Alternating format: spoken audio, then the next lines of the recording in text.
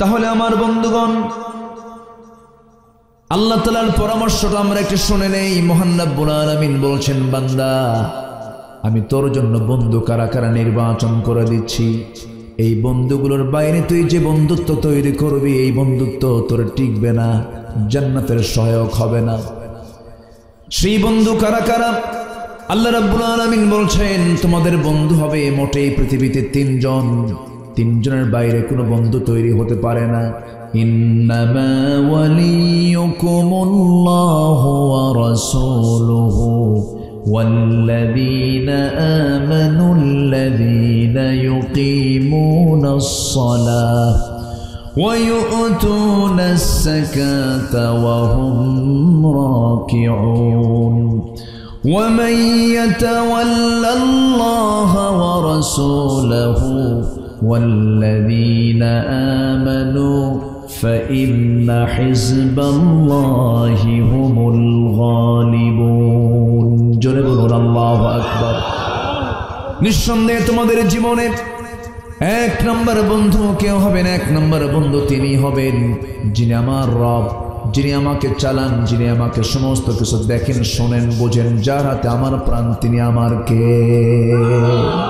আল্লাহ তাআলা।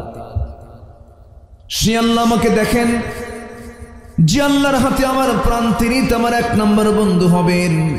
আমরা আলমে আরওয়াহে ছিলাম, রুহের জগতে ছিলাম। রুহের জগতে আমাকে দেখেছেন কে? আসতে বলবেন না কে? রুহের জগৎ থেকে যখন ফয়সালা হয়ে গেছে, মহান রব্বুল আলামিন মার পেটে পাঠিয়ে দিলেন। মার পেটে থাকলাম আমি। সেই মার পেটের ভিতরে আল্লাহ রাব্বুল আলামিন আমাকে তিলে তিলে বড় করলেন। প্রথমে ছিল জমাট রক্ত, গোশতের টুকরা হলো, আজমা হলো, ফাকাসাউনাল ইদামা লাহমা হলো, চামড়া দিয়ে প্যাকেট করে মার পেটের মধ্যে আল্লাহ রাব্বুল আলামিন 10 মাস পর্যন্ত রেখে দিলেন। এখন তারা 10 মাস থাকা লাগে না, 6 মাসেই বের হয়ে আসে। এখন মার পেটও আন্দোলন করে, দেরি টেরি করবো না, তাড়াতাড়ি সিজার করে বের করো। সেই মার পেটের ভিতরে আল্লাহ রাব্বুল আলামিন আমাকে 6 মাসই ম্যাচিউর করে দিয়েছেন। 30 শাহরা, একটানা 30 মাস আমি মাকে কষ্ট দিয়েছি। আমার মা আমার জন্য একটানা 30 মাস কষ্ট স্বীকার করেছেন। 30 শাহরার কথা কোরআনে আসছে। এর মধ্যে একটানা 2 বছর দুগ্ধ পান করিয়েছেন। 24 মাস গেল, 30 মাসের ভিতরে আর থাকলো কয় মাস? 6 মাস। ন্যূনতম সন্তান মার পেটের ভিতরে 6 মাসে ম্যাচিউর হয়ে যায়। আল্লাহ রাব্বুল আলামিন সেই মার পেটের ভিতরে কি কি প্রয়োজন সব আয়োজন তিনি সম্পূর্ণ করে দিয়েছেন। দুনিয়াতে এসে খাবারটা খাওয়া সহজ, কিন্তু মার পেটে তো খাবার খাওয়া কঠিন। কঠিন জায়গায় আল্লাহ রাব্বুল আলামিন তিলি তিলি আমাকে যা প্রয়োজন সব খাবারগুলো যোগান দিয়ে দিয়েছেন। মুখ দিয়ে খেতে পারবো না, ব্যবস্থা করে দিয়েছেন। তার লাগিয়ে দিয়েছেন, মার তারের সঙ্গে জোড়া লাগায় দিয়েছেন। এত সুন্দর করে মানুষ করলেন, কি নিখুঁত করে আল্লাহ রাব্বুল আলামিন বলছেন, বান্দারে তোর মাথা থেকে পা পর্যন্ত তাকায় দেখ, তুই কারে বন্ধু বানাস, তুই কোন বন্ধু খুঁজিস? আমি তোকে এত সুন্দর করে বানালাম। আল্লাহ বান্দাকে প্রশ্ন করে বলছেন, আলাম নাজআল লাহু আইনাইনি ওয়া লিসানান ওয়া শাফাতাইনি ওয়া হাদাইনাহুন নাজদাইন ফালাকতাহামাল আকাবাতা ওয়া মা আদরাকা মাল আকাবাহ رقبة أو إطعام في يوم ذي مسغبة جربنا الله أكبر বান্দারা আমি তোর টানা টানা 2টা চক্ষু দিয়েছি। এই চোখটাকে ঠিক রাখার জন্য সুন্দর ব্যবস্থাপনাও করে দিয়েছি। এই ঝুলাই মলিন জমিনে চলাফেরা করতে যাবি, তোর চোখের মধ্যে ধুলা ঢুকবে, আমি আল্লাহ পানির ব্যবস্থা করে দিয়েছি। এই পানি দুনিয়ার ন্যাচারাল কোনো ড্রিঙ্কিং ওয়াটার নয়, এমন একটা পানি, এটা হাজারো ধুলাবালি আপনার চোখের মধ্যে ঢুকে যাক। আল্লাহ রাব্বুল আলামিন এই চোখের মধ্যে এমন মেডিসিন রেখে দিয়েছেন, হাজারো জীবাণু থেকে এই চোখটাকে আল্লাহ রাব্বুল আলামিন পানি দিয়ে সেভ করেন। জোরে কোন সুবহানাল্লাহ। এই চোখের পিছনে লক্ষ লক্ষ তার রেখে দিয়েছেন। আমি তো মনে করি এক কথাই বলবো, আমি এক রাত যেহেতু পেয়েছি, কোনো দেখি লম্বা করে কথা বলার কোনো সুযোগ নাই। আমার কাছে মাঝে মাঝে মনে হয় এই চোখ কান নাক, এই নাক এই চোখ আর কানটা মনে হয় আমার কাছে পদ্মা মেঘনা যমুনা যত বড় তার চাইতে বেশি বড়। যেরকম সুবহানাল্লাহ। কে দিয়েছেন? অবদানটা কার? আল্লাহর অবদান। যে আল্লাহ তাআলা আমার সব ব্যবস্থা করে দিলেন, যে আল্লাহর হাতে আমার প্রাণ, তিনি আমার বন্ধু হবেন না তো কি বন্ধু হবেন? এই জন্য দিন শেষে বন্ধু আমার কেউ না, আল্লাহকেই খুঁজে বের করতে হবে। তিনি আমার বন্ধু, তিনি আমার একমাত্র অভিভাবক, তিনি আমার একমাত্র গাইড, যিনি আমাকে খাওয়ান, যিনি আমাকে পড়ান। হয়তো বলবেন আল্লাহ আপনাকে কেমন, আল্লাহ আমাকে কেমন করে খাওয়ায়, আমি না খাইলে আল্লাহ আমারে খাওয়াবে কেমনে? মানুষ খাবার যখন মুখের মধ্যে নেয়, নাক দিয়েও খাবার নেয়, মুখ দিয়েও খাবার নেয়। নাকের খাবার বেশি জরুরি না মুখের খাবার বেশি জরুরি? বলেন কিসের খাবার বেশি জরুরি? নাকেরটা। নাকেরটা কি? অক্সিজেন। ভাত 3 দিন পাইলাম না বাঁচবো, অক্সিজেন 3 মিনিট নাই। বলেন তাহলে আল্লাহ কি খাওয়ান না? যে বলে আল্লাহ খাওয়ান কেমনে, নাকটা চিপে ধরবেন। এই যে সূর্যের তাপ দিচ্ছেন কোটি কোটি বছর ধরে, এই সূর্য তাপ দিয়ে যাচ্ছে। আল্লাহ রাব্বুল আলামিন বলছেন বান্দারা আমার পরিচয় তুই জানার চেষ্টা কর। তাবারাকাল্লাযী জাআলা ফিস সামাই বুরুজান ওয়া জাআলা ফীহা সিরাজান ওয়া কমারান মুনীরা। অতীব বরকতময় সেই মহান প্রভু, যিনি আকাশে অসংখ্য বুরুজ তিনি সেট করেছেন, তাতে রেখে দিয়েছেন প্রদীপ্ত একটা সূর্য, যে আলোটা এমন সুন্দর করে ছড়িয়ে দেয় গোটা দুনিয়াকে আলোকিত করার জন্য। আল্লাহ তাআলা কয়টা লাইট দিয়েছেন? আজ তো কয়টা লাইট দিয়েছেন? একটা মাত্র লাইট, এক লাইটে গোটা পৃথিবী আলোকিত হয়ে যায়।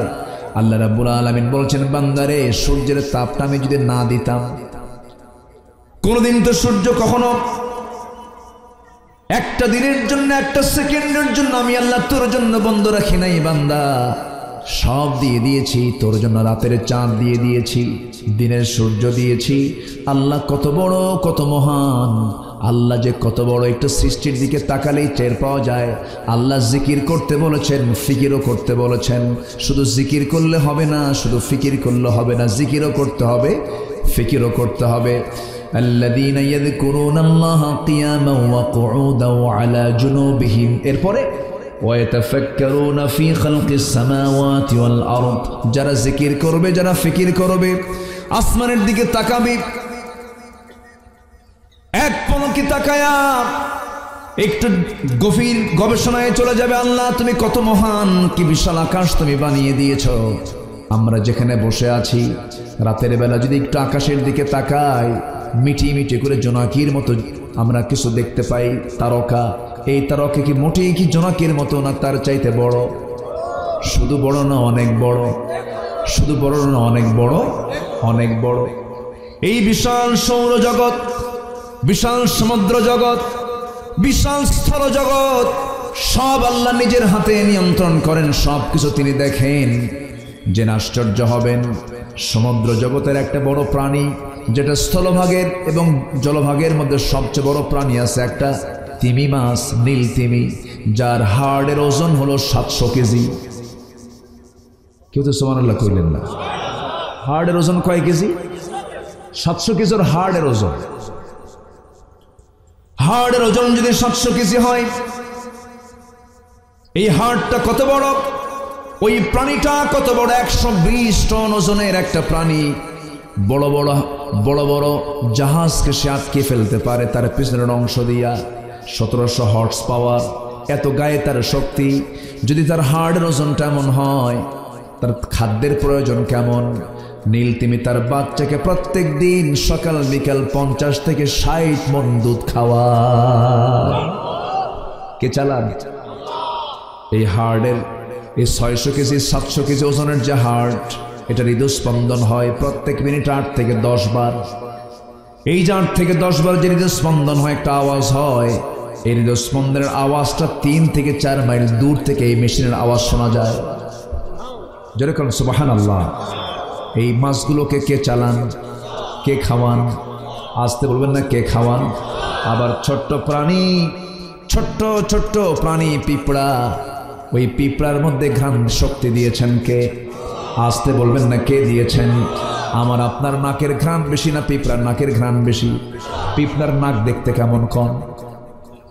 হ্যাঁ, কত বড় নাক! পিঁপড়া তো চোখেই পড়ে না, তার আবার নাক কত বড়! আমার আপনার বাড়ির মিষ্টির খবর আপনি জানেন না। আপনার বাড়িতে কোনো মেহমান এসে মিষ্টি দিয়ে গেছে, আপনি জানেন না, শুধু আপনার বউ জানে। আপনার কাছে মিষ্টির খবর নাই, কিন্তু আপনার বাড়িতে অবস্থানরত যে সমস্ত পিঁপড়াগুলো, তাদের কাছে রিপোর্ট হয়ে যায় অমুক জায়গায় মিষ্টি আছে। সুবহানাল্লাহ বলবেন না? রিজিক কে দেন? আমার গায়ের শক্তি বেশি না পিঁপড়ার গায়ের শক্তি বেশি? না, কথা ঠিক আছে, যারা বলেছেন তাদের হিকমত আছে। পিঁপড়ার গায়ের শক্তি আমার চাইতে আরো অনেক বেশি। আমার ওজন 80 কেজি, আমি মাথায় নিতে পারবো বড় জোর ধরেন 100 কেজি। আর পিঁপড়া তার ওজনের চাইতে 40 গুণ বেশি ওজন তার মাথায় নিতে পারে। শক্তি বেশি কার? পিঁপড়া। আমার আপনার নাকের ঘ্রাণের চাইতে 28,000 গুণ বেশি ঘ্রাণ শক্তি হলো কুত্তার, কুকুরের 28,000 গুণ। কেন জানেন? ওকে দিয়ে কেন কিছু কাজ হবে, ওকে দিয়ে কিছু কাজ করা দরকার। ডগ স্কোয়াড আছে না নেই? আচ্ছা, আমি আপনি খুঁজে পাই না ইয়াবা কই আর মদের বোতল কই, ও খুঁজে বের করে। ওর নাকের মধ্যে কে ঘ্রাণ দিয়েছেন? আল্লাহ দিয়েছেন। আমার বন্ধুগণ, আমার আল্লাহ তো সেই আল্লাহ যিনি শুধু আমার আল্লাহ নন, আমার রব নন। আমার আল্লাহর পরিচয় যারা সবাই নামাজে যখন দাঁড়াই তার পরিচয় দিই তিনি, শুধু আমরা বলি না তিনি আমার আমি মানুষ, আমার রব। আলহামদুলিল্লাহি রাব্বিন নাস বলি নাকি? সবাই বলেন আলহামদুলিল্লাহি রাব্বিল আলামিন। জবান খুলে বলেন আলহামদুলিল্লাহি রাব্বিল আলামিন। সব জগতের তিনি মালিক, একটা প্রাণীও না খেয়ে থাকে না। আল্লাহ রাব্বুল আলামিন বলেন ওয়া মা মিন দাব্বাতিন ফিল আরদি ইল্লা আলাল্লাহি রিজকুহা। জমিনে যত বিচরণশীল প্রাণী আছে, কোন প্রাণীর রিজকের ফয়সালা আমি কারো হাতে দেই নাই, আমি নিজেই সমস্ত কিছুর ফয়সালা করে দেই। জোরে বলুন সুবহানাল্লাহ। আমি আল্লাহ নিজে চালাই, সব আমি মনিটরিং করি, সব আমি দেখি। বাবুই পাখির কথা সবাই জানেন। এই পৃথিবীতে যত প্রাণী আছে সমস্ত প্রাণীর বাসা তৈরির ব্যবস্থাপনা আল্লাহ তাআলা সেই প্রাণীর মধ্যে দিয়ে দিয়েছেন। বাবুই পাখি বাসা বাঁধে কোন গাছে? তাল গাছে। এত সুন্দর বাসা প্রস্তুত প্রণালী, এত সুন্দর ডিজাইন। পৃথিবীর সব আর্কিটেকচার ইঞ্জিনিয়ার, সব সিভিল ইঞ্জিনিয়ার, সব ইঞ্জিনিয়ার এক জায়গায় আপনি করেন আর বলেন বাবুই পাখির মতো ছোট্ট একটা বাসা বানাও, কিয়ামত হয়ে যাবে, কোনো মানুষের পক্ষে তার মতো বাসা বানানো সম্ভব? এত সুন্দর তার নিপুণ সৃষ্টি, নিপুণ তৈরি করে সুন্দর ঘর বানায় ফেলছে। এত সুন্দর ঘর তার, ওর মধ্যে বেডরুম আছে, ড্রয়িং রুম আছে, কমন রুম আছে। যখন কোনো মেহমান আসতে চায় সামনে দরজা লাগানো আছে, কলিং বেলও আছে, সোফা সেটও আছে। বেডরুম থেকে বাবুই পাখি বের হয়ে সালাম বিনিময় করে ঠোঁটের সঙ্গে ঠোঁট মিলাই দিয়ে বলে দোস্ত সোফা সেটে বসে, ভিতরে যাবে না, পর্দার খেলাফ হয়ে যাবে, বউ শুয়ে আছে। ওয়ালাহু আসলামা মান ফিস সামাওয়াতি ওয়াল আরদি তাওআন ওয়া কারহান। বাবুই পাখির জীবন, তার জীবনের মান, লাইফ স্টাইল, জীবনযাত্রা আমার আপনার চাইতে উন্নত। কেমন করে বলবো? এই পৃথিবীর কোন রাজা বাদশাহ যদি চলতে নেই, শুধু সে আকাশ পথে চলে না, স্থলভাগেও তাকে চলতে হয়, জলভাগেও তাকে চলতে হয়। কিন্তু একটা বারের জন্য বাবুই পাখি কোনোদিন সে জলভাগেও চড়ে না, স্থলভাগেও চলে না, ওরে হলো আকাশ পথে। সুবহানাল্লাহ বলবেন না? প্রাণী ছোট হোক কিন্তু লাইফ স্টাইলটা আমার আপনার চেয়ে উন্নত। এবং তার ওই বিমানে চড়ার জন্য যশোর এয়ারপোর্ট যাওয়া লাগে না, ওর বাড়ির সামনে একদম ল্যান্ডিং। বের হবে, খাবারের প্রয়োজন। তার মাথার ওজন কয় কেজি? মাথার ওজন আছে সামান্য, ওর মধ্যে আবার ব্রেন আছে, মোটর দানার মতো ব্রেন। ওর মধ্যে আবার বিমান সিস্টেম করা আছে। জাস্ট যখন সে বাইরে বের হবে, পাখাটা আস্তে করে ছেড়ে দিল। যারা বিমানে চড়ছেন দেখেন না, আস্তে করে পাখাটা ছেড়ে দিল, চট করে ব্রেনের একটা সাইড আল্লাহ তাআলা এই মেশিনটা সেট করে দিয়েছেন। জাস্ট একটা ওয়ান করলো, কোথায় রিজিক খুঁজে খুঁজে বেড়াচ্ছে। সুবহানাল্লাহ বলবেন না? জোরে কোন সুবহানাল্লাহ। তিনি হচ্ছেন আমার আল্লাহ তাআলা। সে আল্লাহ বলছেন, বান্দা আমাকে ফাঁকি দিস, আমাকে বলিস না। আজান হবে, মসজিদে আয়, আমার নামটা নে, আমার জিকির কর, আমার ফিকির কর, মুখটাকে সংযত কর, ইমানের গুণগুলো হাসিল কর। যার মধ্যে 7টা গুণ থাকবে সে সোজা জান্নাত চলে যাবে। কয়টা গুণ বলেন? 7টা গুণ। এটা কি আল্লাহ আমি কি নিজে বলছেন? আল্লাহ বলে দিয়েছেন। আল্লাহ বলে দিয়েছেন। শুনবেন? আগ্রহ আছে তো? বলি আলহামদুলিল্লাহ। খুব সুন্দর মানুষ আপনারা। মাদ্রাসার উদ্যোগে মাহফিল তো কালেকশন হয়, জি কালেকশন হয়, তারপরে অনেক অনুষ্ঠানে দিয়ে হয়, বুঝি তো আমরা, এটা কোনো বিষয় না। আপনি যদি থাকেন আমার কোনো আপত্তি নেই। বলি আলহামদুলিল্লাহ। একটু আমাকে সময় দেবেন। আমরা বন্ধু শিখে নেব আজকে। 3 জনকে বন্ধু বানাবো। কয়জনকে বন্ধু বানাবো? আচ্ছা, 3 জনকে আমরা বন্ধু বানাবো। আমার বন্ধুগণ, এর মধ্যে আমরা 1 নাম্বার বন্ধু কি শিখে নিলাম। 1 নাম্বার বন্ধু হচ্ছেন তিনি যিনি আমাকে রুহের জগতে আমাকে লালন করেছেন, পেটের জগতে লালন করেছেন, পালন করেছেন। দুনিয়ার জিন্দেগিতে আমি এসেছি, কিন্তু মূলত লালনকারী পালনকারী তিনি আমার কে। কিন্তু মাঝখান দিয়ে একটু হাতটা বড় হয়েছে, পাটা বড় হয়েছে, চোখটা দিয়ে একটু দেখি, তখন ভাবি যাক আমি কি হনুরে, আমি কি হনুরে। কিছুই হই নাই, আমরা কিছুই হই নাই। আল্লাহর আইনের বিরুদ্ধে কথা বলে, কত বড় দুঃসাহস। বলে যে জেনার আইন এখনকার সমাজে চলতে পারে না, জেনার আইন নাকি পাশবিক আইন, এই সমস্ত আইন টাইন এখন চলবে না। এই জাতীয় কথাগুলো বলে আমার দেশের কিছু বুদ্ধিজীবী নামের নাস্তিকরা আছে না নাই? আচ্ছা, জাতিকে মূর্খ বানানোর জন্য বিশাল পরিকল্পনা মাথায় নিয়েছে। এমন পরিকল্পনা, এত বিকৃত রুচি মানুষের মধ্যে ঢুকানোর চেষ্টা করা হচ্ছে। নারী নারীতে আকৃষ্ট হয়, পুরুষ পুরুষ আকৃষ্ট হয়। একটা পুরুষ সে তার মন চাইলে যে আমি মহিলা হয়ে যাব, হাবিব হাবিবা হবে, করিম করিমা হবে, আর বই লেখছে শরীফ শরীফা। আচ্ছা, শরীফা যদি হয় তাহলে ওর বাপের সম্পত্তি কিভাবে নেবে? শরীফ হয়ে নেবে না শরীফা হয়ে নেবে? তো শরীফা কেমন? তোর শরীফাও না। যে ট্রান্সজেন্ডার, ও পুরুষও না, ও মহিলাও না, ও সন্তান জন্মদান দানে অক্ষম। তাহলে এমন ব্যক্তির জন্য সম্পদের ওয়ারিস সে যদি হয়, সে কি হবে? সে কি নেবে, কি করবে বলেন? তারা যে এই জাতীয় কথাগুলো বলতেছে, এই জাতীয় বিষয়গুলো যে ঢুকানোর চেষ্টা করছে, এগুলো নিঃসন্দেহে শয়তান ওদেরকে পাঠশালায় শিখাচ্ছে, ঠিক কিনা? শয়তানের পাঠশালা এগুলো। ক্লাস 10-এর সামাজিক বিজ্ঞান বইয়ে ফিলিস্তিনের মানচিত্র না দেখায়া দেখানো হয়েছে হলো ইসরায়েলের মানচিত্র। জোরে বলেন নাউজুবিল্লাহ। আমার ইসরায়েল বন্ধু না ফিলিস্তিন বন্ধু? বলেন কে বন্ধু আমার? ফিলিস্তিন হচ্ছে আমার বন্ধু। ইসরায়েল বৈধ না অবৈধ? অবৈধ মানচিত্র আমার দেশের শিক্ষা সিলেবাসে কেন? কেন? এখান থেকে প্রমাণ হয় আমার দেশে কিছু ইহুদি খ্রিস্টানদের 5টা গোলাম আছে। ওই সমস্ত বাতিল নাস্তিকদের মোকাবেলা করার দরকার আছে না নাই? রাজি আছেন কারা কারা? হাত উঁচু করে দেখান মুসলমান।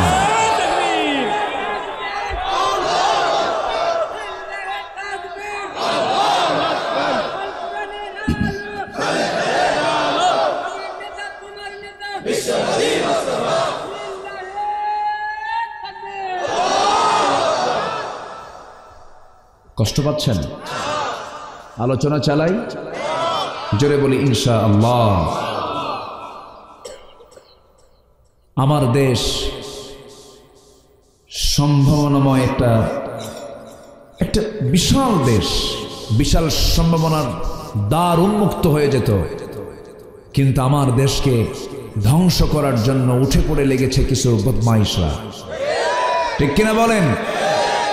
যে দেশের মানুষ আজান শুনে ঘুম থেকে ওঠে, 4.5 লক্ষ মসজিদের দেশ বাংলাদেশ, অসংখ্য আলেম হাফেজের দেশ বাংলাদেশ, এই দেশে কিছু ভূত চেপেছে কিছু নাস্তিকদের, আছে না নাই?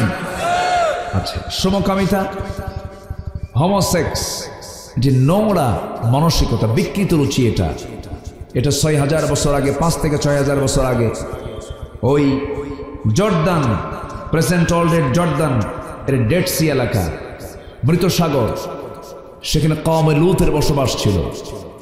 ওরা এই সমকামিতাকে প্রমোট করেছে, এই সমকামিতাকে তারা বেছে নিয়েছিল। আল্লাহ তাদেরকে গজব দিয়া মাটিতে গেড়ে দিয়ে শেষ করে দিয়েছে। এই সমকামিতা বিশ্বের অনেক দেশে রাষ্ট্রীয়ভাবে আইন আকারে তারা পাশ করেছে। ইভেন ভারতেও তারা চেষ্টা চালাচ্ছে। আমার দেশেও কিছু সমকামিতার ধ্বজাধরীরা তারা এগুলোকে প্রমোট করার চেষ্টা করছে, আছে না নাই? আছে। সম্মানিত ভাইয়েরা, আবার দেখবেন মুসলমান না কিন্তু কমন সেন্স যাদের আছে, যেরকম ব্রিটেনের প্রধানমন্ত্রী ঋষি সুনাক, তিনি বলেছেন a man is a man, A women is a women, that's just a common sense. Rishi Sunak বলতেছে যে একটা পুরুষ একটা পুরুষ, একটা নারী একটা নারী, এটা বোঝার জন্য বুদ্ধিজীবী হওয়া লাগে না, কমন সেন্সটাই যথেষ্ট, কমন সেন্স যথেষ্ট। সম্মানিত ভাইয়েরা, অনেক কথা সব দিক থেকে একটু একটু করে বলতেছি আমি। আল্লাহর আইনের বিকল্প কোনো পথে কি শান্তি হতে পারে? আসতে বলবেন, শান্তি হতে পারে? আল্লাহকে ছাড়া বান্দা চললে সেই পথে কি কোনোদিন শান্তি হবে? হবে হবে শান্তি হবে কার পথে? আসতে বলুন, কার পথে? কার দেখানো পথে? আল্লাহর দেখানো পথে। দেখলাম তো আমরা 53 বছর 54 বছর স্বাধীন হলো দেশ, দেশকে এগিয়ে দিয়েছে কৃষকরা, দেশকে এগিয়ে দিয়েছে শ্রমিকরা, দেশকে এগিয়ে দিয়েছে প্রবাসীরা, সবাই অশিক্ষিত, অথচ দেশকে তারা আগায় দিলেন। কৃষক, শ্রমিক, প্রবাসী সবাই দেশকে আগায় দিল, কিন্তু দেশকে পিছায় দিচ্ছে কারা? শিক্ষিত নামের কলম চোরেরা, যারা আল্লাহর আইনকে মানে না, রাসূলের আদর্শকে মানে না, ওই সমস্ত শিক্ষিত কলম চোরেরাই দেশের টাকা পাচার করছে বাহিরে। সব দেখা শেষ, আগামীর দেশ আমরা দেখতে চাই কোরআনের দেশ, ঠিক আছে না? জোরে বলি ইনশাআল্লাহ। কিন্তু বন্ধু বানাতে হবে কাকে? আল্লাহকে। এক জায়গায় না সব জায়গায়? সব সময় কার নাম? খেতে কার নাম? বসতে কার নাম? উঠতে কার নাম? শয়নে, স্বপনে, চিন্তায়, মননে, মদ খেতে।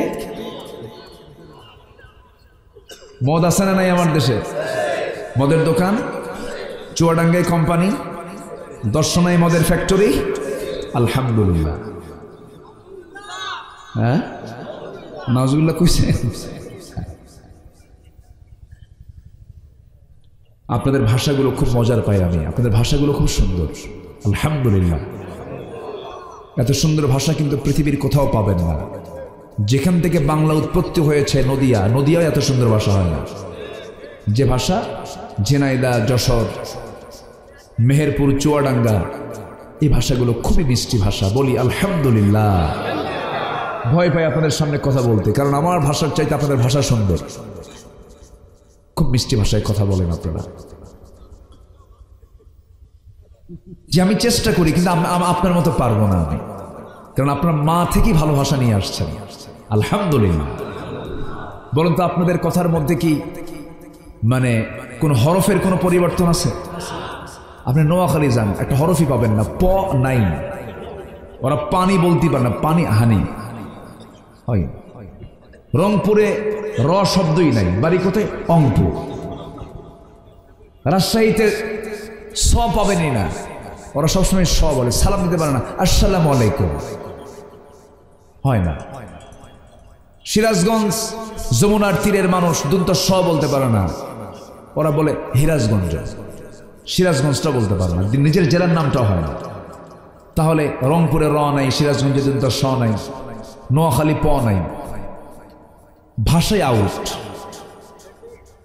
সিলেট তো আচ্ছা আলাদা, ওটা তো ভাষাই আলাদা, সিলেটি ভাষা, সিলেটি মাত কিতা মাত মাতলা রে বা, এই কঠিন ভাষা। এরপরে চিটাগাং তারও আরো জটিল, বুঝছো মনু যাইতে হইবে। তো এই যে ভাষা বিভিন্ন জায়গায় বিভিন্ন রকম, কিন্তু এই এলাকার ভাষার মধ্যে একটা আলাদা মজা আছে। সহি বাংলায় আপনারা কথা বলেন, বলি আলহামদুলিল্লাহ, এটা আল্লাহর শুকরিয়া, এটা আল্লাহর কি শুকরিয়া। সম্মানিত ভাইয়েরা, তাহলে আল্লাহকে যদি বন্ধু বানাই, সেই বন্ধু বানাতে গেলে আল্লাহর নিষিদ্ধ কাজ, আল্লাহ যেটা নিষিদ্ধ করেছেন সেই পথে কি পা দেওয়া যাবে? আল্লাহ মদকে কি করেছেন? মদ হারাম মানে কি? নিষিদ্ধ। মদ হারাম মানে কি? নিষিদ্ধ। তাহলে মদ আল্লাহ তাআলা হারাম করেছেন, অবশ্যই বান্দার অকল্যাণে না কল্যাণে? কল্যাণে। সেই মদের বোতল আছে না নাই? আছে। এগুলো কি ওয়াশ করে বন্ধ হবে মনে করেন? ওয়াশ দিয়ে কোনোদিন বন্ধ হবে? হবে না। ওই দেখেন চাচা কি, চাচা একদম জায়গা মতো চলে গেছে। আপনার লাঠি দিয়েও তো হবে না, আপনার যে লাঠি এটা হবে না। আপনি বাড়ি যাবেন এখন, তো বাড়ি যেতে নিয়ে মেঠো পথে, রাস্তার মেঠো পথ, সেই মেঠো পথে আপনি হঠাৎ করে আপনার কানে একটা আওয়াজ আসলো, সাপ যখন ফনা পাকে কি আওয়াজ দেয়? ওরে বাপ রে বাপ, এ তো দেখি সাপুরিয়ার ভাব সাপ দেখতেছে আপনাদের। তো এই আওয়াজটা যখন আপনার কানে আসবে তখন আপনি কি খুঁজবেন? লাঠি আছে বাপু, সমস্যা নেই, কিন্তু অন্ধকার যে। যদি লেজে বাড়ি লাগে, যদি বাড়িটা যদি লেজে লাগে তাহলে কি করবেন? তাহলে মারতে গিয়ে বিপদ কি আরো কম হবে না বেশি হবে? বেশি হবে। তাহলে লাঠি দিয়েও শুধু কাম হবে না, লাগবে কি? লাইট, আলো। আবার আলো আছে কিন্তু লাঠি নেই, তাও কাজ হবে না। তাহলে আলো লাগবে, লাঠিও লাগবে, তাহলে সাপ মারা সম্ভব। তেমনি সমাজের ভিতরে সাপরূপী কিছু পাপ আছে। মদ আছে, জেনা আছে, চুরি আছে, ডাকাতি আছে, সন্ত্রাসী আছে, খুন আছে, ধর্ষণ আছে। এই সমস্ত পাপাচারগুলো হাজার বছর ধরে আপনি এরকম করে ওয়াজ করে যান, এগুলোকে আপনাকে এগুলো আপনি কখনো বন্ধ করতে পারবেন না। এটা বন্ধ করার জন্য একটা আলো দরকার, আবার এটা বন্ধ করার জন্য একটা লাঠি দরকার। সে আলোটার নাম হলো কোরআনে কারীম, এটা হচ্ছে আলো। আর যে লাঠির দরকার সেই লাঠি হলো কোরআন দিয়ে গড়ে তোলা সেই রাষ্ট্র, ঠিক কিনা? তাহলে সব ঠান্ডা, সব কি? আমরা এই সমস্ত কথাগুলো যখন বলি তখন বলে হুজুর ওয়াজ করবেন আকাশ নিয়া, ওয়াজ করবেন কবর নিয়া, দুনিয়া আমরা দেখবো, মানে ওরা মদ খাবে আর আমরা দোয়া করে দেব, আল্লাহ তুমি মদে বরকত দাও। এরকম হুজুরও কিন্তু আমার দেশে আছে। আমার বন্ধুগণ, কোরআন তেলাওয়াত করতে রক্ত ঝরাতে হয় না, কোরআন তেলাওয়াত করতে গেলে বরঞ্চ পুরস্কার পাওয়া যায়, ওয়ার্ল্ডে ফার্স্ট হয়, পুরস্কার নিয়ে আসে। কোরআন তেলাওয়াতে কোনো বাধা নাই। কোরআন তেলাওয়াত ইমানদারও তেলাওয়াত করতে পারে, মুনাফিকও তেলাওয়াত করতে পারে। কোরআন তেলাওয়াতে রক্ত ঝরাতে হয় না, কিন্তু সেই কোরআনের আইনকে আপনি যখন সমাজে চালু করতে যাবেন, কোরআন প্রতিষ্ঠার সংগ্রাম যখন করতে যাবেন, রক্ত ঝরানোর প্রয়োজন আছে না নাই? আসতে বলবেন না, আছে না নাই? শুধু তেলাওয়াতে আপনি আপনার জীবনটা পার করবেন, এটা আপনার ইমানের পরিচয় বহন করে না। সারা জীবন শুধু তেলাওয়াত করবেন, এটা আপনার শুধু ডিউটি নয়। কোরআন তেলাওয়াতও করব, সমাজে চালু করারও চেষ্টা করব, ঠিক কিনা? মদ কেন হারাম? মদের রেজাল্ট হলো মদ পান করলে পরে সে মাতাল হয়ে যায়, সেন্সলেস হয়ে যায়। হাদিসে রাসূল বলেছেন আল খামরু উম্মুল খাবাইস, মদ হলো সমস্ত পাপের মা। মদ হলো সমস্ত পাপের মা। চুম্বক কোথাও চুম্বক রাখা আছে, তার চতুর্পাশে যত লোহা, সব লোহা চুম্বক কি করে? টেনে নেয়। তেমনি মদ হলো এমন একটা পাপের নাম, সমস্ত পাপকে মদ টেনে আনে। কেমন করে টেনে আনে? কোন এক আল্লাহওয়ালা বুজুর্গ মানুষের বসবাস একটা নগরে ছিল। সেই নগরে একজন জঘন্য নারী, একজন পতিতা নারীর বসবাস ছিল। সেই পতিতা নারী মনে মনে চিন্তা করল, জীবনে হাজারো পুরুষের জীবন যৌবন নষ্ট করেছি, আমি এই আল্লাহর ওলিকে টার্গেট করলাম। আল্লাহর ওলিকে টার্গেট করে তাকে কোনো ক্রমেই ফুসলায়া তাকে ঘরের মধ্যে টেনে তুলেছে। পতিতা নারী বলতেছি, তুমি আমাকে চিনছো কিনা জানি না, আমি হলাম এই শহরের, এই নগরের একজন জঘন্য পতিতা নারী। আমি জানি তুমি আল্লাহওয়ালা মানুষ। আমি তোমাকে ঘরের মধ্যে টেনে তুলেছি, কৌশল করে তুলেছি। আমি যদি এখন এই মুহূর্তে একটা আওয়াজ দেই, একটা চিল্লান মারি, তোমার মান সম্মান সব শেষ হয়ে যাবে। তুমি তো জানো, বুঝতেছো, আমি তোমাকে এই বিপদ থেকে বাঁচাতে পারি। 3টা কাজ আমি তোমার জন্য খুলে দিলাম, যে কোনো একটা তুমি বেছে নিবা। নাম্বার 1 হলো এই যে মদের বোতল থেকে তোমাকে মদ্যপান করতে হবে। নাম্বার 2 আমার সঙ্গে জেনা করতে হবে, এটাও যদি রাজি না হও। নাম্বার 3 হলো তোমাকে এই শিশুকে হত্যা করতে হবে। আল্লাহওয়ালা মনে মনে চিন্তা করে, খুন তো প্রশ্নই আসে না, জেনা তো প্রশ্নই আসে না, ঈমান চলে যাবে। মদের বোতল হারাম, মদ্যপান হারাম, বারবার তিনি চিন্তা করে ভাবতেছেন, খুন করলে তো মারাত্মক শাস্তি, আর সাইয়্যিবুজ জানি, কতলুন নাফস, এই দুটার শাস্তি তো দুনিয়া থেকে বিদায় করে দেওয়া।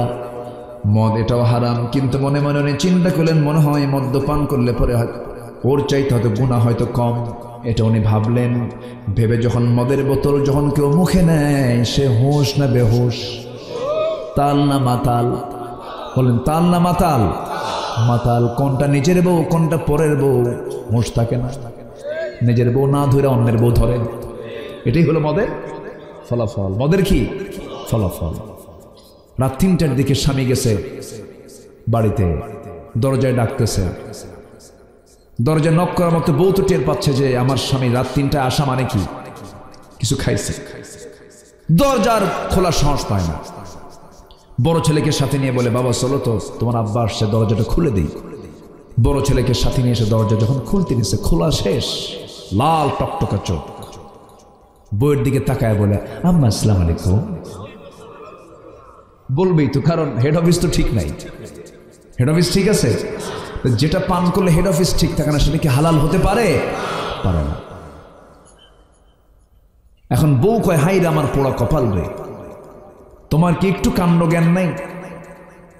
তোমার পাশে একটা যুবক ছেলে দাঁড়ানো, তার সামনে তুমি আমার মা বলে ডাকো, একটু কি হুঁশ তোমার হলো না? ছেলের দিকে এখন তাকায় বলে, দুলা ভাই আসসালামু আলাইকুম। বলবি তো, হুঁশ তো নাই। নাইট ক্লাবে কারা যায়? বোট ক্লাবে কারা যায়? নাইট ক্লাবে কোনো আলেমকে খুঁজে পাবেন না, মদের বোতল নিয়ে কোনো মুফতিকে খুঁজে পাবেন না। মাথায় রাখতে হবে, আপনি কোন নেতাকে মানতেছেন। যে নেতাকে মেনে আপনি দুনিয়া থেকে বিদায় নেবেন, কিয়ামতের দিন ওই নেতার সঙ্গে আপনাকে হাসরে উঠতে হবে।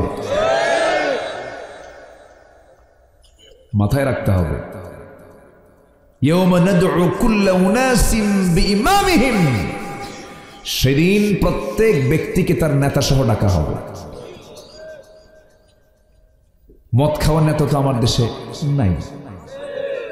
আস্তে কর, আছে না? নাই।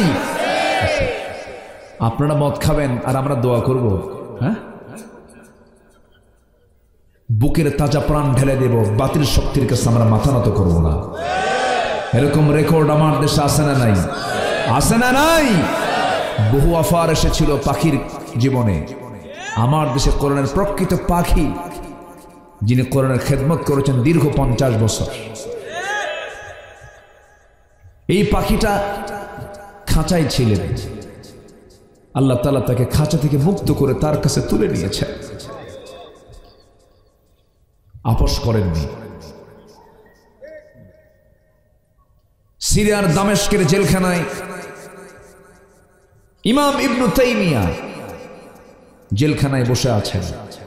জেলার এসে বলে, ইবনু তাইমিয়া হুজুর আমরা হুকুমের গোলাম, কি করব? আমরা বুঝি আপনার কোনো দোষ নাই। হুজুর আমরা কি কিয়ামতের দিন আটকা পড়ে যাব? জেল সুপার বলতেছে। ইমাম ইবনে তাইমিয়া বললেন, জেল সুপার, তোমাদের মতো ব্যক্তির কারণে জালিমরা জুলুম করার সাহস পায়। ভাবতেছেন যে আমি পার পেয়ে যাব? এত সস্তা নয়। প্রত্যেক মজলুম কিয়ামতের দিন আল্লাহর সামনে দাঁড়িয়ে কথা বলবেন, আল্লাহ আমার বিরুদ্ধে এই জুলুমগুলো করা হয়েছে, কোন ছাড় নেই। দেখছেন কি ভাষা, দেখেন কি সুন্দর ভাষা, কোনো ছাড় নেই। ফাইন, আমি কি শেষ করে দেব না? কেবল শুরু, কে নুরু, এ তো শুরু। হ্যাঁ, এটাই যদি শুরু হয় শেষ হইবে কখন? হ্যাঁ, যে দেখা যাক আমাদের বন্ধু কয়জন? 3 জন। বন্ধু আমাদের 3 জন। নাম্বার 1 শিখে নিলাম। 1 নম্বর বন্ধু আল্লাহ। সে আল্লাহ আমাকে বলছেন তুমি 7টা কাজ করো, তোমাকে জান্নাত আমি আল্লাহ নিজে বুঝাইয়া দেব। নাম্বার 1, নামাজটা সুন্দর করে আদায় করো। দুঃখ লাগে আমার দেশে নামাজি বেশি না বেনামাজি বেশি? নাম্বার 2 হলো জিহ্বাকে কন্ট্রোল করো, জিহ্বাকে সংযত করো। আগে কথা না বলে আগে চিন্তা করো। চিন্তা আগে না কথা আগে? আসতে বলো না, চিন্তা আগে না কথা আগে? চিন্তা করে এরপরে কথা বলো, কথা তোমার মুখের আইন এটা। নাম্বার 3 হলো যাকাত ঠিক মতো আদায় করবা। নাম্বার 4 হলো তুমি তোমার লজ্জাস্থানকে হেফাজত করবে। রমজান মাস আসতেছে, এই সমস্ত ট্রেনিংকে, দেহটাকে কন্ট্রোল করার জন্য, ইমানকে মজবুত করার জন্য একটা ট্রেনিং এর মাস দিয়েছেন। কোন মাস বলেন? রমজান মাস। বৈধ স্ত্রী থাকার পরেও তার কাছে যাওয়া যাবে? যাওয়া যাবে। গেলে পরে সওয়াব হবে না গুনাহ হবে? গুনাহ হয়ে যাবে। শুধুমাত্র মিনস্ট্রল টাইম ছাড়া মাসিক অসুখ যখন হয়ে যাবে সেই সময় তার কাছে যাওয়াটা হারাম। এই সময় ছাড়া 24 ঘন্টা যে স্ত্রী যায়, সেই স্ত্রী আবার রমজান মাসের দিনের বেলা রোজা রেখে তার কাছে যাওয়া হারাম, যাওয়া যাবে না। গেলে পরে রোজা নষ্ট হয়ে যাবে, কাফফারা দিতে হবে। কি দিতে হবে? কাফফারা দিতে হবে। কোন এক সাহাবী হঠাৎ করে তিনি এরকম করে রোজার দিন স্ত্রী সহবাস করে ফেলছেন। নবীর কাছে গেলেন, হুজুর আমি তো কাম একটা শ্বাসছি, কি সহবাস করে ফেলছি। আমার নবীজি বললেন, কোনো কথা নাই, একটা না 2 মাস তোমাকে একটা রোজার জন্য রোজা রাখতে হবে। 1 রোজা ভঙ্গ হলে কাফফারা হলো কয় মাস রোজা? একটা না 2 মাস রাখো। হুজুর আমার গায়ে সেই শক্তি নাই, আমি পারবো না। রাসূল বললেন, তাহলে তুমি কি করবে? তুমি 60 জন মিসকিনকে খাবার খাওয়াও, তোমার কাফফারা আদায় হয়ে যাবে। হুজুর বাড়িতে আমি খাবারই পাই না, আমি মিসকিনকে খাওয়াবো, আমি আরেক মিসকিন। আপনার মনে মজা পাচ্ছেন না মনে হয়? বলি আলহামদুলিল্লাহ। আচ্ছা আচ্ছা, মজা শুধু পেলে হবে না, আমল করতে হবে। আমরা আমল করব, আমলের নিয়তে মজা নেব। জোরে বলি ইনশাআল্লাহ। আমার বন্ধুগণ, এই কথা বলার পর রাসূল বললেন, রোজাও রাখবা না, মিসকিনকে খাবারও দিবা না, তাহলে তুমি কি করবা বলো? সাহাবী চুপ মেরে বসে আছে। হুজুর রোজা রাখার মতো ফিটনেস বডি আমার নাই, আবার কাফফারা দেব, মিসকিনকে খাওয়াবে, এমন সম্পদ আমার কাছে নাই, এখন কেমন করে আমি কি করে? রাসূল চুপ মেরে শুনলেন। এমন সময় একজন ব্যক্তি এসে নবীর কাছে 1 কার্টন খেজুর দিয়ে গিয়ে বলেন, হুজুর এটা হাদিয়া স্বরূপ দিয়ে গেলাম আপনাকে।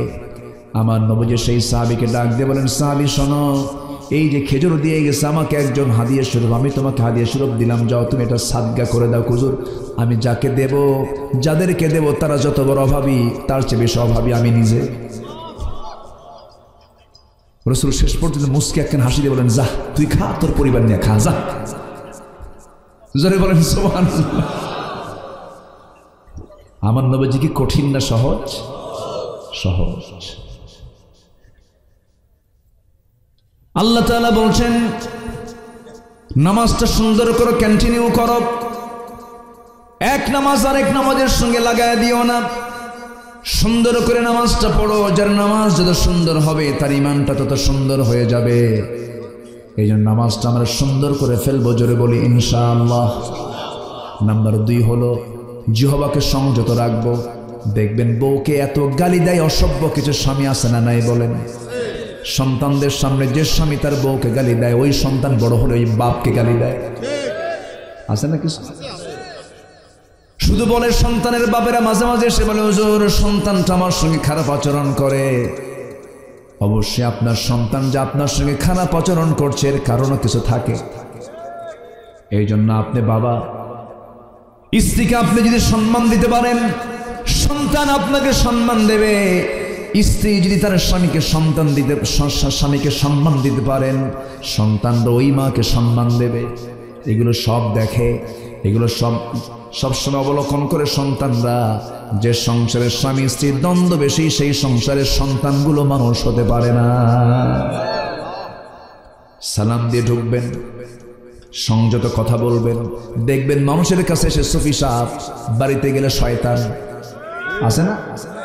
বাইরে সুন্দর আচরণ, কি ঠান্ডা মেজাজের মানুষ, কিন্তু বাড়িতে যখন যায় বউয়ের সঙ্গে কুকুরের মতো আচরণ করে, জানোয়ারের মতো আচরণ করে। আবার কিছু কিছু মহিলাও আছে স্বামীকে ঝাঁকা মেরে কথা বলে। এটা মানে একটু জোরে বলেন ঠিক, মানে আপনারা ভালো আছেন, ওনারা ভালো নেই, বুঝাচ্ছে সমান সমান, মানে উনি ভয় পাইছে একটু, হুজুর বাড়িতে যেতে হবে, সমান সমান করে দিই।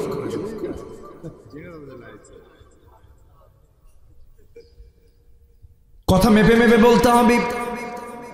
কাউকে সম্মান হানিকর কোনো কথা বলা যাবে না, সে মনে কষ্ট পাবে এমন জাতীয় কোনো কথা বলা যাবে না। আমার রাসূল বউদেরকে এত সুন্দর করে ডাক দিতেন। আম্মা জান আয়েশা বলেন, রাসূল আমাকে হুমায়রা বলে ডাকতেন বেশি, ও লাল টুকটুকে এইদিকে আয়। বলেন তো এরকম পাম্পট্টি মারলে বউ কখনো খারাপ আচরণ করবে নাকি? নবীজি খাদিজাকে ডাকতেন, তাহেরা এইদিকে আয়, ও পবিত্র নারী এইদিকে আসো। কি সুন্দর করে নবীজি ডাক দিতেন, কি সুন্দর তার ডাকের পদ্ধতি ছিল। আমার নবীজির একাধিক স্ত্রী, 4টা স্ত্রী একদিন এসে বলছে, হুজুর আমাদের মধ্যে গন্ডগোল লাগছে, আপনি কাকে সবচেয়ে বেশি ভালোবাসেন? রাসূল বলছেন, ও আমার স্ত্রী 4 জন, তোমরা আমাকে যে প্রশ্ন করেছো এই উত্তরটা আমার দিতে সময় লাগবে, কালকে সকালে দেব, যাও। পাঠায় দিলেন, কারণ ভাবলেন কার নাম নিয়ে কোন গন্ডগোল লাগবে, পাঠায় দিলেন। রাতের বেলা করলেন কি, 2টা করে খেজুর প্যাকেট করে প্রথমে আম্মা জান আয়েশার ঘরে গিয়ে বলছেন, আয়েশা আমি তোমাকে 2টা খেজুর দিয়ে গেলাম, আমি তোমাকে খুব ভালোবাসি, কিন্তু এই ভালোবাসার কথা কিন্তু কাউকে বলা যাবে না, একমাত্র তোমাকেই বলে গেলাম। কিন্তু দ্বিতীয় ঘরে গিয়ে তাই বললেন, তৃতীয় ঘরে গিয়ে তাই করলেন। 2টা করে খেজুর দিয়ে আসলেন, 8টা খেজুর দিয়ে আসলেন 4 বউকে। পরের দিন সকালবেলা বুক ভরা আশা নিয়ে 4 জন মিলে রসুলের কাছে এসে বলছে, হুজুর আপনি কাকে বেশি ভালোবাসেন? রসুল মুস্কি হাসি মেরে বলেন, ও আমার স্ত্রীরা, আমি তাকেই সবচেয়ে বেশি ভালোবাসি যাকে আমি গত রাত্রিতে লুকায়া 2টা খেজুর দিয়ে আসছি। যা জোরে বলেন সুবহানাল্লাহ। নবীজির কি ম্যানেজিং পাওয়ার ছিল, কি ম্যানেজিং পাওয়ারটা তার মধ্যে ছিল। কখনো গন্ডগোল লাগাতে দেন না রাসূলকে, গন্ডগোল লাগাতেন না, গন্ডগোল ছুটাতেন। ওই ব্যক্তি মুমিন যে ব্যক্তি গন্ডগোল না লাগায় গন্ডগোল ছুটায়, সমাধান করে। স্বামী মালয়েশিয়া থাকে, বউ থাকে সিনাইদা। ভিডিও কলে কথা বলতে বলতে বলতে বলতে রাগারাগি হয়ে গেছে। এখন ফোনের মধ্যে কয়, তুই তালাক। আসেন 1 তালাক 2 তালাক দিতে দিতে সব তালাক দিয়ে আমাদেরকে ফোন দিয়ে বলে, হুজুর কাম তো সারছে, কি সেঞ্চুরি মারছি। কি সেঞ্চুরি মানে কি? বউকে 100 তালাক দিচ্ছে। 100 তালাক তো হয় না, হুজুর রাগ উঠছিল। কি উঠছিল? রাগ। তাহলে আগে চিন্তা না আগে কথা? আগে চিন্তা না কথা? চিন্তা। তালাক টালাক দিয়ে কাম দেয়, হুজুর কাম তো সারছে হুজুর, তো বউ তো আমাকে খুব ভালোবাসে, আমিও ভালোবাসি, কিন্তু তালাক তো দিয়ে দিলাম, এখন কি করা যায়? হুজুর রাগের মাথায় তালাক দিলে কি তালাক হয়? দেখেন কি ফতু এখন জিজ্ঞাসা করে। আচ্ছা রাগের মাথায় যদি তালাক না দেয়, মানুষ কি মহাব্বত করে তালাক দেয়? ময়না রাগ করে না, আসো তোমাকে না তালাক, এরকম তালাক দেয় কেউ? কি কথা কি বোঝা যায়? বোঝা যায়? আচ্ছা রাগের মাথায় যদি কেউ কাউকে গুলি করে মরবে না? যদি ঠান্ডা মাথায় গুলি করে তাও মরবে। কষ্ট পাচ্ছেন না তো? এই কথাগুলো বলার দরকার আছে না? তাহলে কথা আগে না চিন্তা আগে? আল্লাহ বলছেন নামাজটা ঠিক করো, জিহ্বা ঠিক করো, যাকাতটা ঠিক মতো দিয়ে দাও। বড়ই গাছের ডাল যদি আপনি বছরে বছরে না কাটেন, বছরে বছরে যদি বড়ই গাছের ডাল না কেটে যদি মনে করেন বড় ক্ষতি হয়ে যাবে, আমার ফলন ধরবে না, ডাল না কাটলে ফলন ধরে না ডাল কাটলে ফলন ধরে, তেমনি যাকাতটা দিতে হবে বছরে কয়বার? আপনি যদি সেই যাকাত না দেন সম্পদ বাড়বে না কমবে? কমবে, এটা মাথায় রাখতে হবে। নাম্বার 4 হলো গোপনাঙ্গের হেফাজত করতে হবে, লজ্জাস্থানের হেফাজত করতে হবে। ও যুবক, নোংরা পথে যাবা না। আজকে কিছু ভয়ঙ্কর কিছু চিত্র সমাজে বের হয়ে গেছে। সেটা হলো, দেখবেন আগে এরকম হোটেল মোটেল ছিল না, রিসোর্ট ছিল না, গ্রামগঞ্জে কবুতরের কিছু ঘর বানাইছে, সব গ্রামে গঞ্জে রিসোর্ট বানাইছে ছোট্ট ছোট্ট করে। কি ওগুলো কি বলে? পার্ক। পার্কের মতো করে ওই মানে কি বলে কবুতরের ঘরের মতো, মানে জোড়ায় জোড়ায় বসে যেন আকাম কুকাম করতে পারে। আছে না নাই? আছে না নাই? আচ্ছা, এগুলো চালু হয়ে গেছে, নোংরামি এগুলো। এই সমস্ত কাজগুলো করা যাবে না যুবকরা। নোংরা কোনো পথে পা দিও না। আবার কিছু দেখা যাচ্ছে আজকে ফেসবুকে কাপল ব্লগ তৈরি করে, কাপল ব্লগ আছে না? সেই কাপল ব্লগে স্বামী স্ত্রী সারাদিন ধরে কি কাজকর্মগুলো করে, ব্লগে এসে সমস্ত কিছু মানুষকে দেখায় দেয়। জেনার কাজ। কিসের কাজ এগুলো? এগুলো কিসের কাজ বলেন? জেনার কাজ। টিকটক তৈরি করা, কাপল ব্লগ তৈরি করা, এগুলো নোংরামি কাজ, চরম গুনার কাজ, জেনার কাজ। এই সমস্ত কাজগুলো করা যাবে না। এরপর আল্লাহ তাআলা বলছেন, ওয়াদা ঠিক রাখো, ওয়ামানাতি মুহাদিহিম রাউন, অঙ্গীকার ঠিক রাখো, আমানতটা ঠিক রাখো। নামাজ দিয়ে শুরু করে নামাজ দিয়ে শেষ করে বলছেন নামাজটা ঠিক মতো যত্নশীল হও নামাজের ব্যাপারে। উলাইকা হুমুল ওয়ারিসুন আল্লাযীনা ইয়ারিসুনাল ফিরদাউসা হুম ফিহা খালিদুন। আল্লাহ বলছেন, বান্দারে তুমি যদি এই সমস্ত কাজগুলো করতে পারো, আমি আল্লাহ নিজে তোমাকে নিজের হাতে জান্নাতুল ফিরদাউস তুলে দেব। জোরে কোন সুবহানাল্লাহ। 1 নাম্বার বন্ধুকে আসতে বলবেন না, 1 নাম্বার বন্ধুকে আল্লাহ তাআলা, তিনি আমার আল্লাহ, আমার বন্ধু, যিনি কত বড়। তাবারাকাল্লাযী বিয়াদিহিল মুলকু ওয়া হুয়া আলা কুল্লি শাইইন কাদির। জোরে বলুন আল্লাহু আকবার।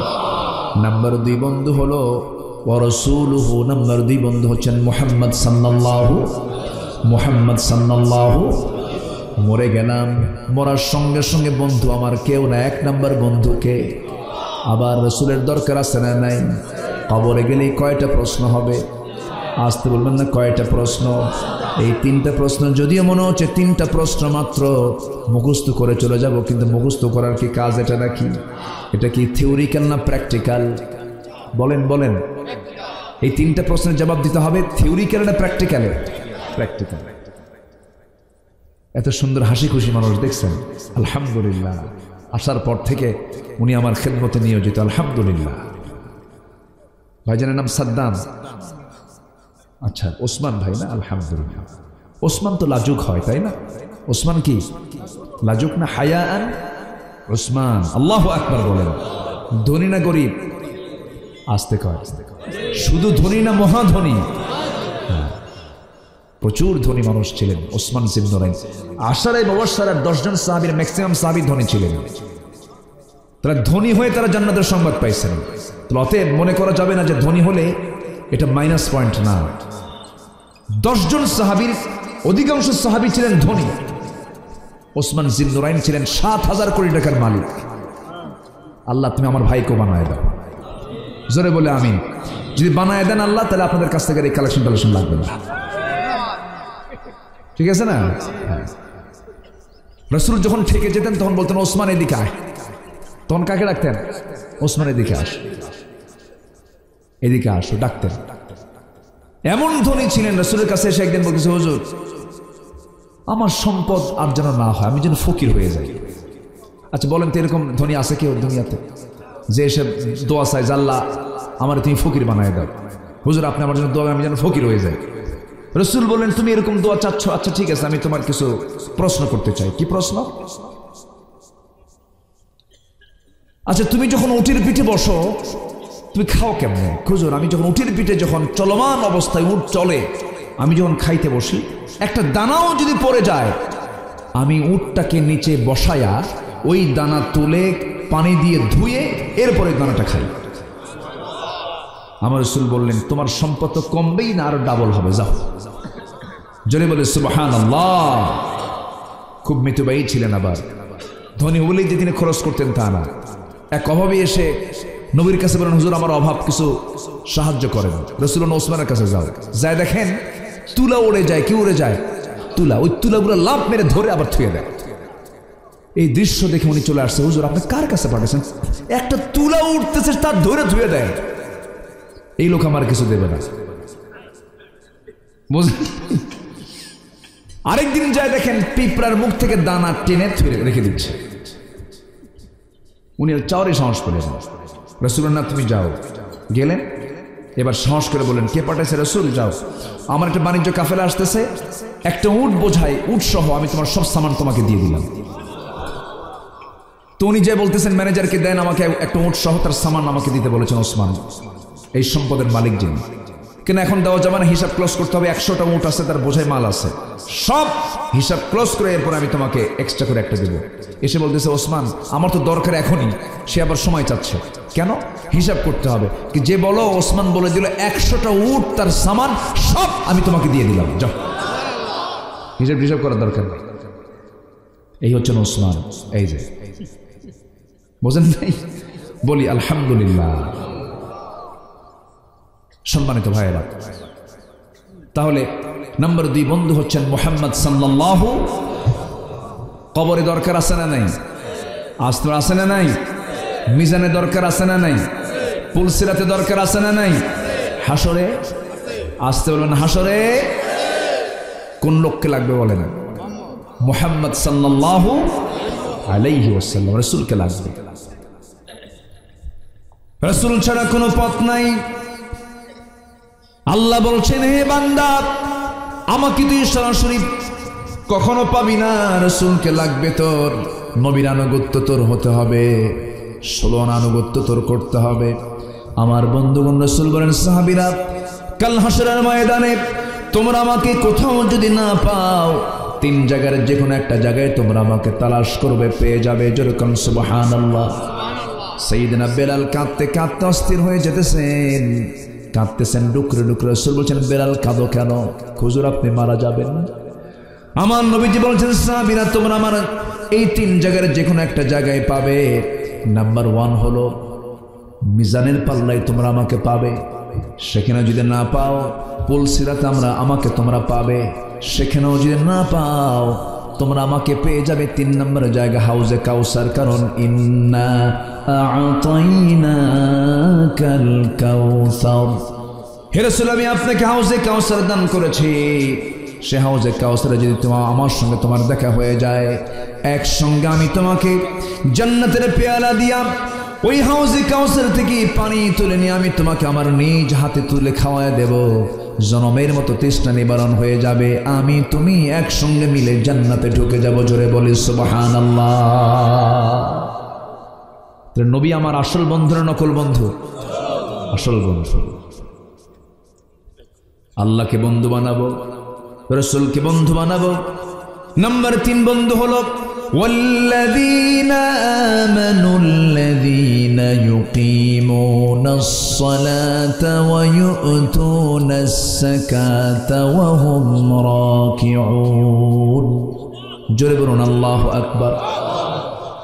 আসেন দোয়া করি। ওই যে ওটা শুরু হয়ে গেছে, একটু বসে। হ্যাঁ সেই তো, একটু বসেন। সবাই তো ছিলেন না, আমি বলেছি সবাই আছে, একটু অনেক রাত হয়েছে তো একটু চাপচুপ। হ্যাঁ নিম্ন চাপ, বিড়ি খাওয়া চাপও কিন্তু আছে। ওটা হলো ঊর্ধ্ব চাপ, ধোঁয়া উপরের দিক যায় তো ঊর্ধ্ব চাপ। বসেন, আমরা সবাই একসঙ্গে বসে দোয়া করবো। একটু বসেন, এই তিনটা গুণ তো আমি তিনটা বন্ধুতে বের করে দিচ্ছি, বসেন। কিন্তু ওই যে আল্লাহর ওলি একটা মহিলার ঘরে যে উনি আটকে পড়ে গেছেন, শেষ করছি আমি, শেষ করছি তো যান কেন আপনারা, বসেন। এই ওসমান ভাই এখানে বসেন। জি আলহামদুলিল্লাহ। জি সবাইকে ফজর নামাজ পড়বো?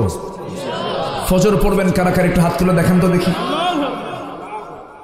জোরে বলি আল্লাহ আমাদেরকে ফজর, জোহর, আসর, মাগরিব, ইশা 5 ওয়াক্ত সালাত আদায় করার তৌফিক তুমি আল্লাহ দিয়া দাও। জোরে বলি আমিন, আরো জোরে আমিন, আরো জোরে আমিন। নামাজ যদি কাজা হয়ে যায় আগে বলবে বক্তা তোরে তক্তা বানাই, এরপরে ওসমান ভাইকে ধরবে। এই জন্য ফজর নামাজ যেন কাজা না হয় এটা আমরা ঠিক রাখবো। জোরে বলি ইনশাআল্লাহ। মা বোনরা কি মাহফিল আসছে? বহুত মা বোন আসছেন। পুরুষের চাইতে মেয়েরা বেশি, লেডিস ফার্স্ট। মেয়েরা তো সব জায়গায় ফার্স্ট হয়, মার্কেটে যেতেও ফার্স্ট। পুরুষকে বলে তুমি কি মার্কেট বুঝো কিছু? হ্যাঁ মার্কেট কিছু বুঝো? ধমক একটা দিয়া স্বামীকে বাড়িতে রেখে বাচ্চাটা কোলে থুইয়া বলে বাচ্চা তুমি দেখো, তুমি দুধ খাওয়াও। চলে গেল মার্কেটে ঢং ঢং করে, দোকানদারের সামনে গিয়ে চুলটুল ছেড়ে দিয়া সাজুগুজু কইরা মাথা থেকে পা পর্যন্ত সব জায়গায় একদম আশকারা মাস্কারা যা দরকার লাগানো লাগায় দোকানদারের সামনে গিয়ে বলে ভাইয়া একটা শাড়ি দেখানো যাবে কি? মানে এত সুন্দর মাখরাজার সিফাত, ভাষার শুদ্ধ উচ্চারণ। দোকানদার তো চিত হয়ে পড়ছে। দোকানদার এখন শাড়ি একখান বের করে নিজের গায়ে লটকায় দিয়ে বলে আপা এই শাড়ি কিন্তু আপনাকে দারুণ মানাবে। ওটা আরেক বদমাইশ। আসে না এগুলো, আসে না? মা আপনার সৌন্দর্য দেখবে একজন পৃথিবীতে, সে হচ্ছে আপনার স্বামী। যার স্বামী নাই কে দেখবে? বয়ফ্রেন্ড দেখছো, গার্লফ্রেন্ড দেখবে। তাহলে জাস্ট ফ্রেন্ড, গার্লফ্রেন্ড, বয়ফ্রেন্ড এগুলো সব শয়তানের ভাষা, ঠিক কিনা? এগুলো করা যাবে না। মা আপনার কাছে আমি করজোরে মিনতি জানাই, প্লিজ আপনার সব ঠিক আছে, শুধু একটা জিনিস আপনি ঠিক রাখবেন। সম্মানিত ভাইয়েরা, নাম্বার 3 বন্ধু হলো যারা ইমানদার। যারা কি ইমানদার? আমার কাছে ওসমান ভাই একটা আরজি রেখেছেন। জি জি আলহামদুলিল্লাহ। না আল্লাহ যে হালে রাখেন সেটাই ভালো। জি অনেক রাত হয়েছে, আমিও জানি কষ্ট পাচ্ছেন আপনারা। একটু মাহফিল কমিটি আমাকে আরো আগে বলেছেন যদি একটু চাদর যায়। ব্যাগ দিয়েছিলেন কি ভিতরে? আচ্ছা একটু ব্যাগ গেলে আমরা যে যতটুকু পারি, মাদ্রাসা তো আমরা দিল থেকে দেওয়ার চেষ্টা করবো। যদি না দেন থাকেন, আমরা একসঙ্গে দোয়া করে যাব। একটু মেহেরবানি করে একটু বসে, একটু চাদর যাচ্ছে, ব্যাগ যাচ্ছে, আমরা যে যা পারি আমরা দেব। জিকির করে সুবহানাল্লাহ আলহামদুলিল্লাহ লা ইলাহা। জি ব্যাগগুলো দিয়ে দেন আর ওঠেন, উঠবেন না, দয়া করে কেউ উঠবেন না। সবাই মিলে জিকির করে লা ইলাহা সুবহানাল্লাহ আলহামদুলিল্লাহ। আমি কিন্তু উঠতে বলিনি, জিকির করেন সুবহানাল্লাহ আলহামদুলিল্লাহ। আমার মা বোন যারা আসছেন, আমি মা বোনদের দৃষ্টি আকর্ষণ করছি, যে যা পারেন সবাই আমরা কম বেশি দেওয়ার চেষ্টা করব। জিকির করেন সুবহানাল্লাহ আলহামদুলিল্লাহ লা ইলাহা, আরো জোরে লা ইলাহা ইল্লাল্লাহ সুবহানাল্লাহ। ব্যাগ যাচ্ছে, যে যা পারে আমরা দিল থেকে দেব। আগে নিয়ত করব, এখানে মুসাফির আছেন, মাজলুম আছেন, সবার জন্য দোয়া হবে। জিকির করে সুবহানাল্লাহ আলহামদুলিল্লাহ লা ইলাহা ইল্লাল্লাহ সুবহানাল্লাহ আলহামদুলিল্লাহ। লা ইলাহা ইল্লাল্লাহ সুবহানাল্লাহ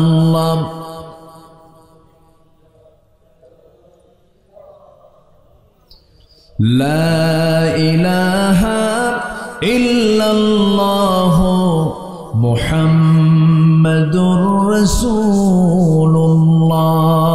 সাল্লাল্লাহু।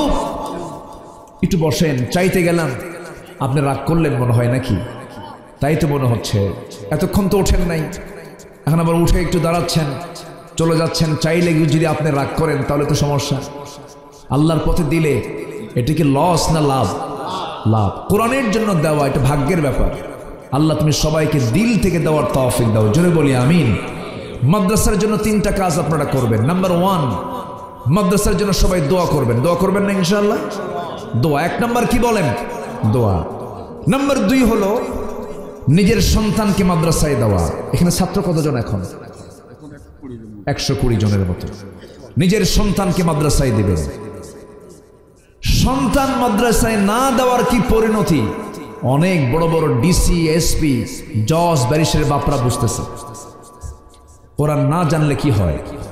আর নাম্বার 3 হলো কিছু অর্থ দ্বীনের জন্য, দ্বীনের শিক্ষার জন্য বরাদ্দ রাখা। আল্লাহ তুমি এই 3টা কাজে আঞ্জাম দেওয়ার তৌফিক তুমি সবাইকে দিয়ে দাও, জোরে বলি আল্লাহুম্মা আমিন।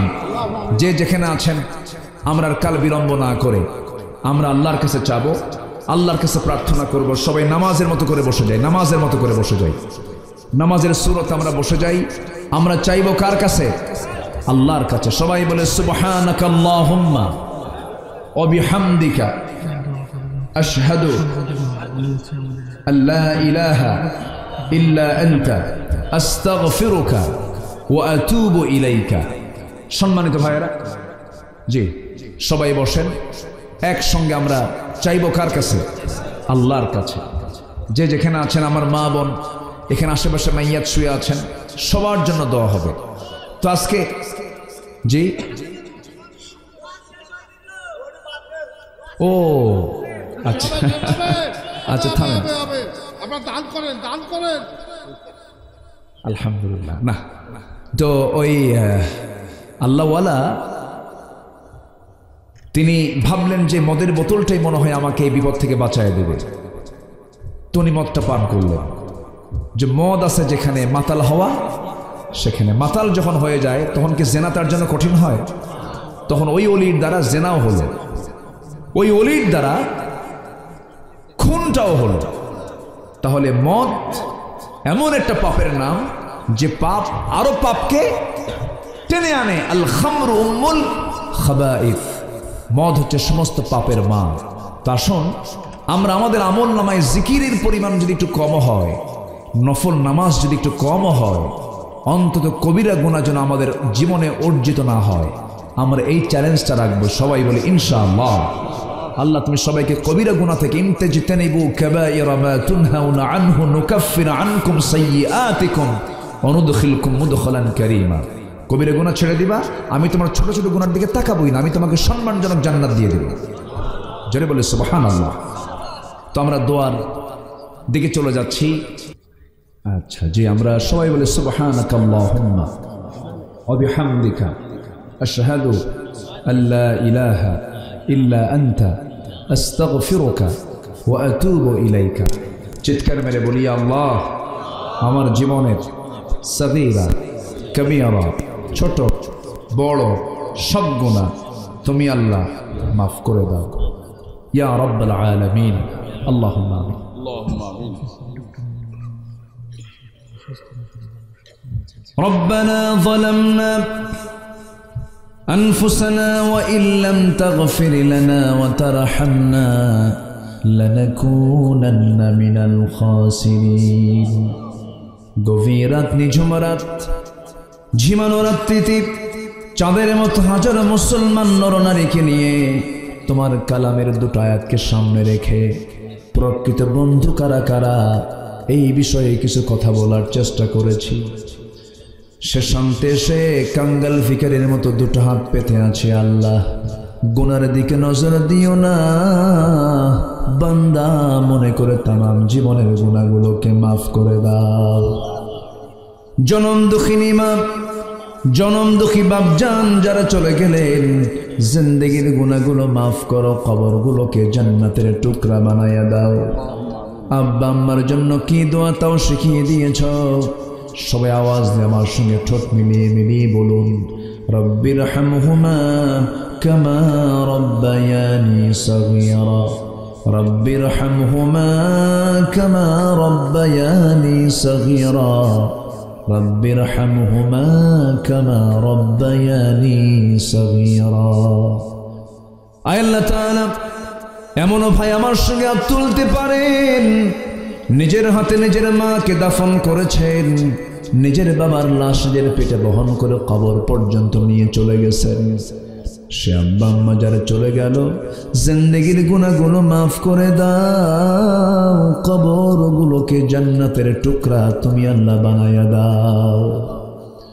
আয় আল্লাহ তাআলা, বিশেষ করে এই মাহফিলটার আয়োজন যারা করলেন শোনার জন্য, দূর দূরান্ত থেকে যারা আসলেন, বিনিময়ে কিয়ামতের কঠিন ময়দান যেদিন কেউ কাউকে চিনবে না, মা সন্তানকে পর্যন্ত স্বীকার করে বসবে, সেই কঠিন কণ্ঠকে কীর্ণ ময়দানে এই মাহফিল সবার জন্য নাজাতের মাধ্যম তুমি আল্লাহ বানায়া দিও।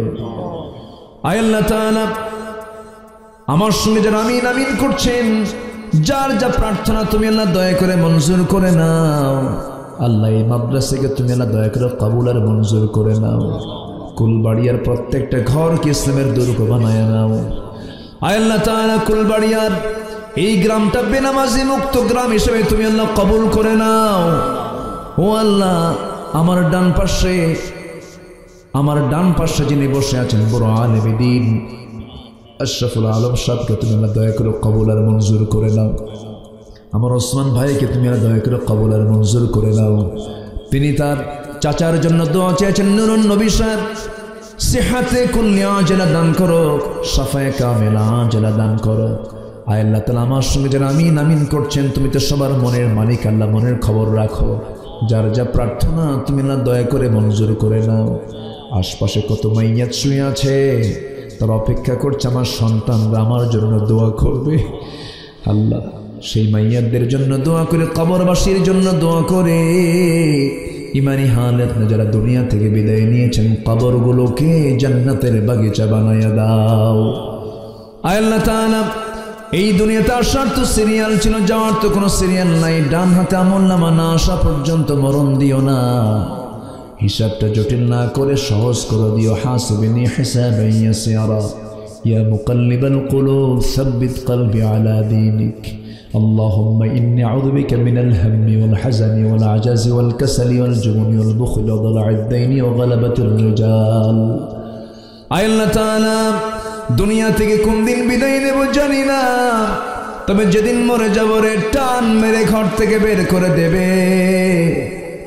সন্তানাদিগুলো হাওমা করে কান্নাকাটি করবে, কিন্তু কেউ আমাকে বাঁচাতে পারবে না রে। মেহেরবানি করে তোমার বন্ধুত্ব টিকে রাখার তৌফিক তুমি আল্লাহ আমাদের দিয়ে দাও। ফিলিস্তিনকে বাঁচাও, বাইতুল আকসা মুসলমানদের হাতে তুলে দাও। 180 কোটি মুসলমানের জন্য ওমরের মতো, উসমানের মতো তুমি আল্লাহ নেতা পাঠায়া দাও। ও আল্লাহ, দুনিয়া থেকে কোন দিন বিদায় নেব রে? মালাকুল মউত প্রত্যেক দিন 5টা বার এসে দেখে দেখে যায়, কিন্তু একদিন আসবে আর ঘুরে যাবে না রে। অচিন পাখি খাঁচা থেকে টান মেরে, ওয়ান্নাজিআতি গারকা ওয়ান্নাশিতাতি নাশতা, টেনে হেঁচড়ে সব রূহটা টেনে হেঁচড়ে বের করে নিয়ে চলে যাবে। নিথর দেহ পড়ে থাকবি, কবরে শোয়া দিবি, বাঁশ চাপা দেবে, মাটি চাপা দেবে, 24 ঘন্টা যাবে না মাথার চুলগুলো খসে খসে পড়বে। 3 দিন যাবে না চামড়াগুলো গলে গলে পোকার পেটের খাবার হবে। মাত্র 7টা দিন পেটের নারী ভরে সব চোখ মুখ কান নাক দিয়ে বের হওয়া শুরু হয়ে যাবে। কিম্বুত কিমাকার চেহারা হয়ে যাবে, আমাকে চিনতে পারবে না। মাত্র 3 মাসের ব্যবধান, কবর খনন করে দেখা যাবে কয়েকটা হাড় ছাড়া আর কিচ্ছু নাই রে। এই তো দুনিয়ার নিয়ম রে আল্লাহ। সে অন্তিম সময় যখন চলে আসবে, জবানে জারি করে দিও লা ইলাহা ইল্লাল্লাহু মুহাম্মাদুর রাসূলুল্লাহ। আসসালামু আলাইকুম ওয়া রাহমাতুল্লাহি ওয়া বারাকাতুহু।